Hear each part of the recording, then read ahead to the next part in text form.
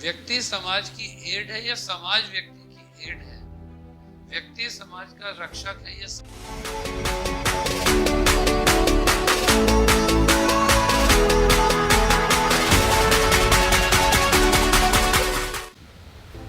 Dear members of Rosemary family, एक बात अपने आप से पूछिए, और वो क्या है कि हम हमेशा कुछ सोचते हैं,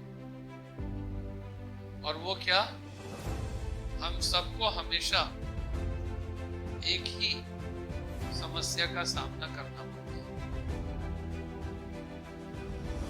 बच्चे रोते रहते हैं कि हमारे माँ बाप का क्या होगा,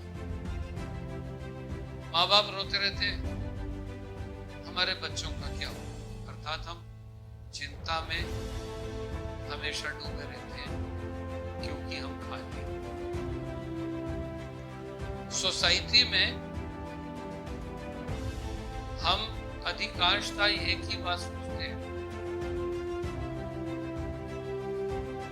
कि हमने समाज के लिए बहुत कुछ किया, लेकिन समाज ने हमारे लिए क्या किया। हम हमेशा सोचते रहते हैं या समाज हमेशा सोचते रहता है कि हमने लोगों के लिए क्या किया और उन्होंने हमारे लिए किया। अंततः हम इस निष्कर्ष पर ये नहीं पहुंच पाते कि हमारे जीवन में ज्यादा इंपॉर्टेंट क्या है। हम सोसाइटी के लिए ज्यादा इंपॉर्टेंट है या सोसाइटी हमारे लिए ज्यादा। यानी कि हम में से अधिकांश लोग क्या इसी बात के शिकार नहीं होते, किसी तर्क में नहीं फंस जाते, किसी उड़ापन में नहीं रह जाते कि इंडिविजुअल व्यक्ति ज्यादा इंपॉर्टेंट है या समाज। व्यक्ति समाज का इंस्ट्रूमेंट है या समाज या सोसाइटी की मदद का एक वो सहायक सपोर्ट है।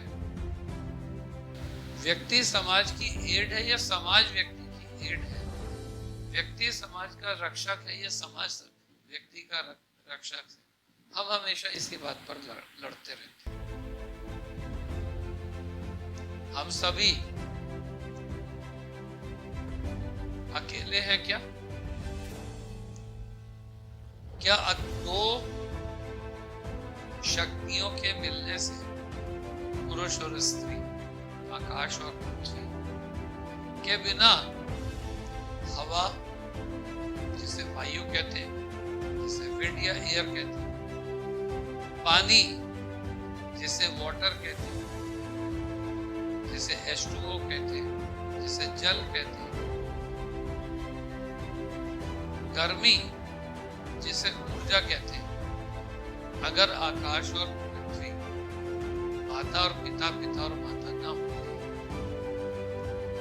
तो इन तीनों चीजों की यानी गैसेस की कोई उत्पत्ति होती? संभवतः सारे पांचों तत्व अपना अपना महत्व रखते हैं और हर एक का एक अपना पैटर्न है, हर एक की अपनी उपयोगिता है, हर एक का अपना अर्थ है। जैसे हाथ में 5 उंगलियां होती हैं और किसी का भी साइज एक जैसा नहीं और एक भी उंगली को काट देने पर दर्द दूसरी उंगली को भी होता है। ऐसे ही समाज में बच्चे, बूढ़े, स्त्री, पुरुष, गरीब, अमीर, विद्वान, बुद्धिहीन, इन सभी का अन्योन्याश्रय वाला संबंध जो है, क्या वो वैसे ही नहीं है? जैसे पेड़ पौधों के बिना मनुष्य नहीं होता और मनुष्य के बिना जानवर नहीं होते, जानवरों के बिना ये सृष्टि नहीं होती।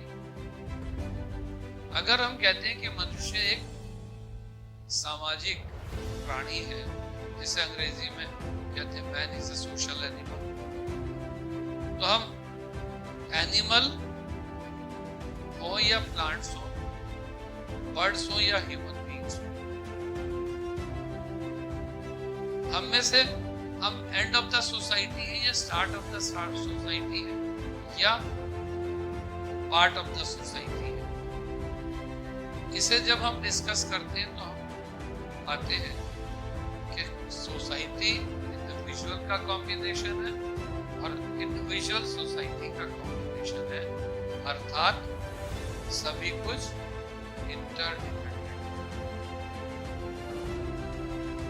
कभी हम सोचते हैं कि सोसाइटी ने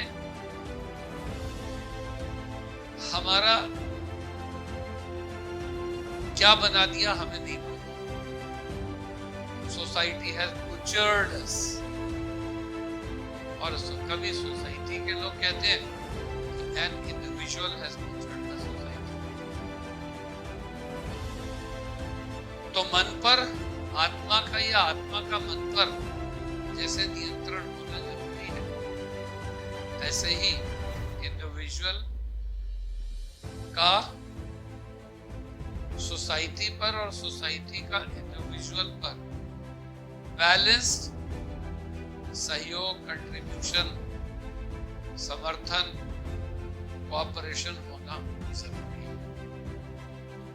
एक इन्फ्लुएंस की बात हम करें, इंप्रेशन की बात करें, अट्रैक्शन की बात करें, तो जैसे चाहे वो मिट्टी का एक कण हो, धूल का एक कण हो और चाहे पहाड़ हो, पांचों तत्वों के कॉम्बिनेशन के बिना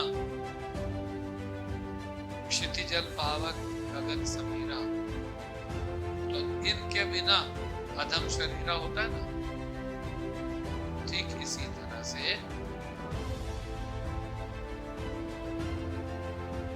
माँ का अस्तित्व बच्चे की वजह से और बच्चे का अस्तित्व माँ की वजह से है। जब हमें ये बात अच्छे से समझ आ जाती है तो हमारे लड़ाई झगड़े भाई बहन के, माता पिता के, हस्बैंड वाइफ के, ये सब खत्म।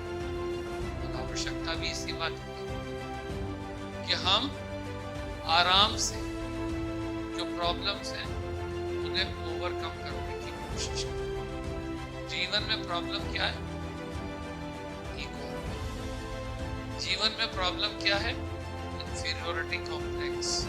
जीवन में प्रॉब्लम क्या है? सुपर ईगो या ईगो। जीवन में प्रॉब्लम क्या है? अपने एग्जिस्टेंस के साथ अपने को बुद्धिमान मानते हुए दूसरे को पागल मानना। अगर हम सोशल बीइंग हैं तो हमें ये मान लेना चाहिए कि हमारे को इंडिविजुअली और सोसाइटी की कंसेप्ट से और ऊपर उठकर ये मान लेना है कि हम सब इंटरडिपेंडेंट हैं, अन्योन्याश्रित। और जब हम इस भावना से polite, gentle, mild, soft, hospitable होंगे तो हम कोऑपरेटिव होंगे तो सपोर्टिव होंगे, और सोशल होंगे तो निश्चित है ना कि इंडिविजुअल का इंडिविजुअली और ग्रुप वाइज इंप्रूवमेंट होगा और सोसाइटी का भी होगा। और यही पृथ्वी जो किसी के लिए हेल और किसी के लिए हेवन है, सभी के लिए ये एक प्लेस टू लिव इन होगा। ना कोई किसी दृष्टि से छोटा होगा और ना कोई बड़ा होगा। इसलिए हमें पढ़ने लिखने की, शिक्षित होने की, समझदार होने की, विवेकशील होने की आवश्यकता इसीलिए है कि हम अपने कर्तव्य को जाने, अधिकारों को छूटे। तभी ये विश्व में सर्व